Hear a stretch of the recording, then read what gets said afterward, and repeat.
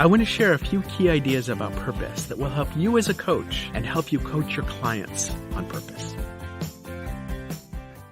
When clients have a clear why for what they're doing, they feel more motivated to change and grow. And when you as a coach feel your purpose clearly, it helps you create a context for your clients to feel and find their purpose.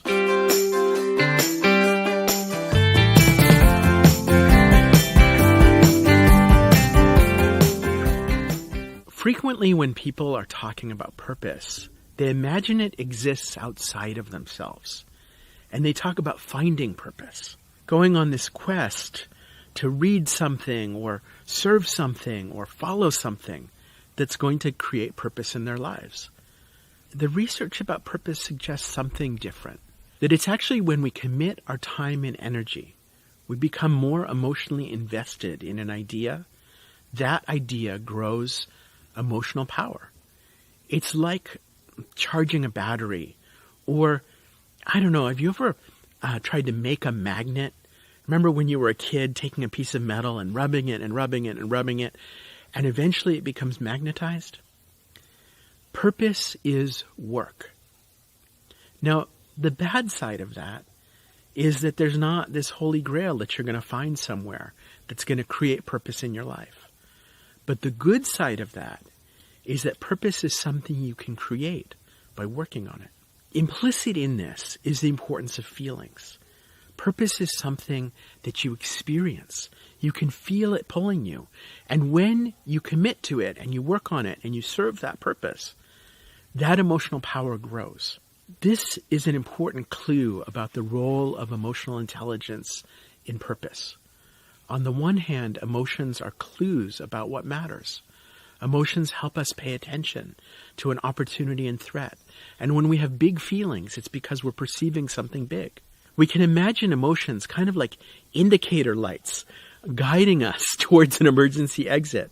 Except in this case, it's an emergency exit not out of a dangerous airplane, but into the world that we want to step into.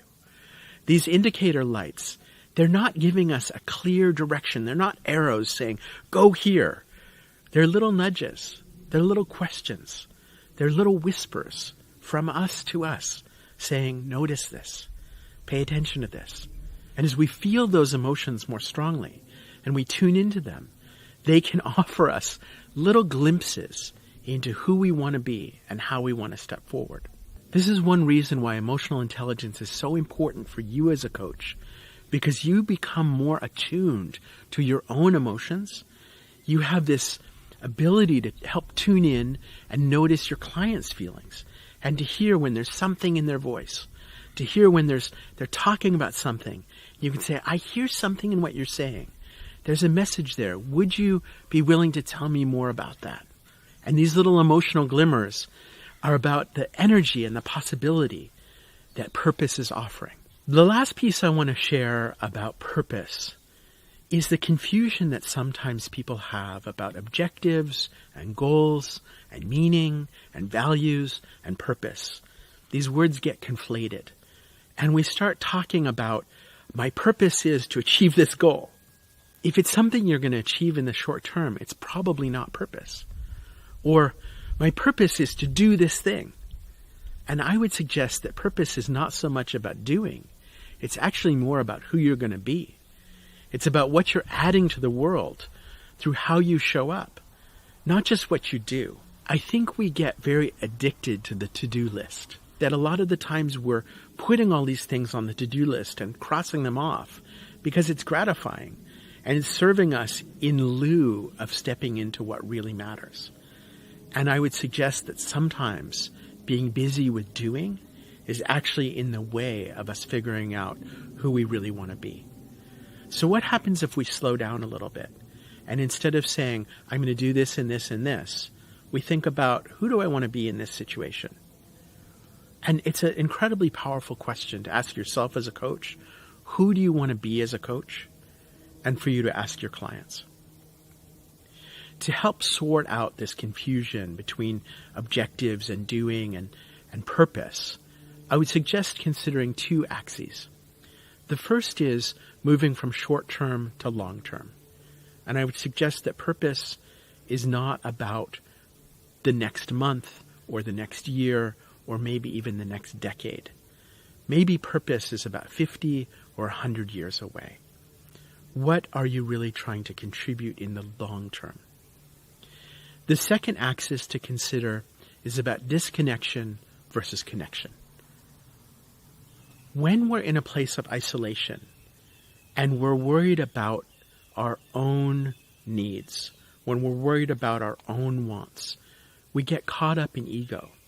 And it's really easy to get confused between these urgent pressures of survival versus the deeper drives of thriving. Purpose, I would suggest, is in a space of connection. Connection to self and others. Connection to the earth under your feet. Connection to community. Connection to a larger story.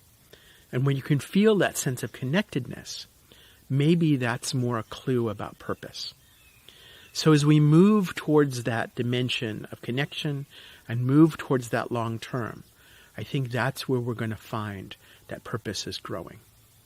So to recap, consider the difference between seeking purpose outside yourself and creating purpose, investing in purpose. Remember that purpose is connected to our emotions. We can feel purpose. We can feel it calling us, and emotions are clues.